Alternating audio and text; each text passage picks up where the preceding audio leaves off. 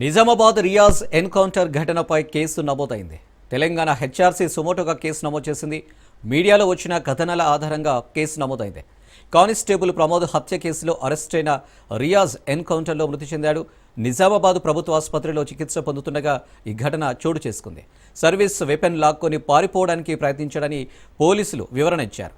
ఆత్మరక్షణలో కాల్పులు జరిపామని పోలీసులు వాదనలు వినిపించారు. నవంబర్ 24లోగా పూర్తి వాస్తవ నివేదిక సమర్పించారని తెలంగాణ డీజీపీకి హెచ్ఆర్సీ ఆదేశించింది. ఎన్కౌంటర్పై మెజిస్ట్రేట్ ఇన్వెస్టిగేషన్ వివరాలు ఇవ్వాలని సూచించింది. సుప్రీంకోర్టు ఎన్హెచ్ఆర్సీ మార్గదర్శకాలు పాటించాలని ఆదేశించింది.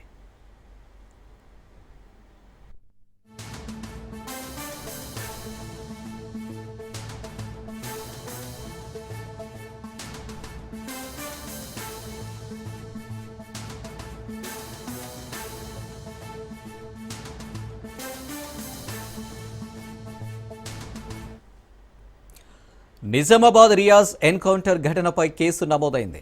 తెలంగాణ హెచ్ఆర్సీ సుమోటోగా కేసు నమోదు చేసింది. మీడియాలో వచ్చిన కథనాల ఆధారంగా కేసు నమోదైంది. కానిస్టేబుల్ ప్రమోద్ హత్య కేసులో అరెస్టైన రియాజ్ ఎన్కౌంటర్లో మృతి చెందాడు. నిజామాబాద్ ప్రభుత్వ ఆసుపత్రిలో చికిత్స పొందుతుండగా ఈ ఘటన చోటు చేసుకుంది.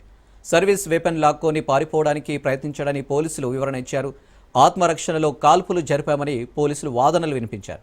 నవంబర్ 24లోగా పూర్తి వాస్తవ నివేదిక సమర్పించాలని తెలంగాణ డీజీపీకి హెచ్ఆర్సీ ఆదేశించింది.